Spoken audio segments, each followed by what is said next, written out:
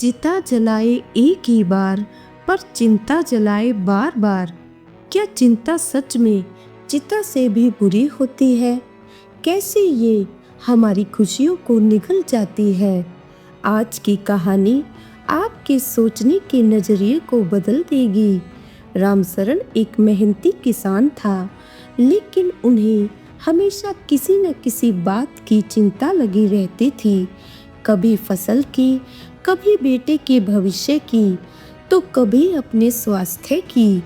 उनकी पत्नी गंगा हमेशा उन्हें समझाती, इतनी चिंता मत किया करो, चिंता करने से कुछ नहीं बदलता। लेकिन रामशरण का जवाब हमेशा एक ही होता, अगर चिंता नहीं करूँगा तो समस्याओं का हल कैसे निकलेगा? रामशरण का बेटा मोहन पढ़ाई में अच्छा था, लेकिन नौकरी नहीं मिल रही थी। रामशरण को हर वक्त इसी की चिंता सताती। गांव के लोग भी ताने मारते, बेटा इतना पढ़ा लिखा होकर भी घर पर बैठा है। यह सुन सुनकर रामशरण और परेशान हो जाते। कुछ साल बाद रामशरण ने मोहन की शादी कर दी। बहू बहुत समझदार और संस्कारी थी, लेकिन शादी के 3 साल बाद भी संतान नहीं हुई। गांव वालों ने ताने मारने शुरू कर दिए। अब रामशरण की चिंता और बढ़ गई। एक रात रामशरण आंगन में अकेले बैठे हुए बड़बड़ा रहे थे, हे भगवान, मैंने तेरा क्या बिगाड़ा है जो मेरे घर में खुशियां नहीं टिकती। तभी अचानक एक अजनबी साधु उनके दरवाजे पर आया। साधु ने देखा कि रामशरण की चेहरे पर गहरी चिंता थी। उन्होंने पूछा, बाबा तुम इतने व्याकुल क्यों हो? रामशरण ने अपने जीवन की सारी परेशानियां साधु के सामने रख दी। साधु ने मुस्कुराते हुए कहा, बाबा चिंता चिता से भी बुरी होती है। चिता तो केवल मृत शरीर जलाती है, लेकिन चिंता तो जिंदा आदमी को रोज जलाती है। रामशरण चौंक गए। उन्होंने पूछा, लेकिन अगर मैं चिंता करना छोड़ भी दूं, तो क्या मेरी समस्या हल हो जाएगी? साधु ने एक छोटी सी टहनी तोड़ी और कहा, इसे अपने आंगन में रोप दो और रोज पानी देना। जब तक यह हरा रहेगा चिंता मत करना।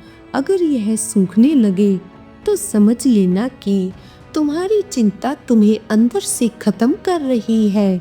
रामशरण को यह उपाय अजीब लगा, लेकिन उन्होंने वैसा ही किया। धीरे धीरे जब भी रामशरण चिंता में डूबते, तो उस पौधे को देखते और खुद को रोकते। कुछ महीनों में उनका मन हल्का होने लगा। मोहन और उसकी पत्नी भी इस बदलाव को देखकर खुश थे। लेकिन फिर एक घटना घटी जिसने सबको हिलाकर रख दिया। एक दिन रात के समय जब पूरा गांव सो रहा था, तभी अचानक रामशरण की झोपड़ी के पीछे से धुआं उठने लगा। उन्होंने देखा कि उनका खेत जल रहा है। गांव वालों ने दौड़कर आग बुझाने की कोशिश की, लेकिन तब तक फसल राख हो चुकी थी। गांव वाले परेशान थे कि अब रामशरण कैसे संभलेंगे, लेकिन इस बार रामशरण चुपचाप खड़े रहे। किसी ने पूछा, बाबा आपकी पूरी फसल जल गई, फिर भी आप चिंता नहीं कर रहे, क्यों? रामशरण ने मुस्कुराते हुए कहा, पहले मैं चिंता में जलता था, अब केवल फसल जली है। फसल फिर उग जाएगी, लेकिन अगर मैं चिंता में जलता रहा तो मैं कभी उभर नहीं पाऊंगा। रामशरण का यह शांत स्वभाव देखकर गांव का एक आदमी डर गया। यह आदमी था हरिराम, जो हमेशा रामशरण से जलता था। उसने ही ईर्ष्या में जलकर रामशरण की फसल में आग लगाई थी। जब गांव वालों को इस बात का पता चला, तो उन्होंने गुस्से में हरिराम को पकड़ लिया। लेकिन रामशरण ने कहा, जाने तो इसे, अगर मैंने इसे सजा दी तो मेरे अंदर फिर से चिंता और गुस्सा घर कर जाएंगे। मैं अब चिंता को अपने ऊपर हावी नहीं होने दूंगा। गांव वाले यह देखकर हैरान थे कि जो रामशरण छोटी छोटी बातों पर चिंता करते थे, वही आज इतनी बड़ी बात को शांति से स्वीकार कर रहे थे। कुछ महीनों बाद मोहन और उसकी पत्नी को खुशखबरी मिली। वे माता पिता बनने वाले थे।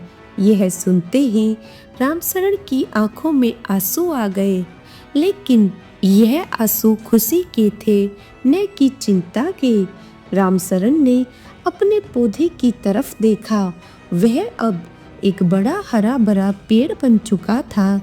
अब उन्हें सच में समझ आ गया था कि चिंता करने से कुछ नहीं बदलता, बल्कि खुद को बदलने से सब कुछ बदल सकता है।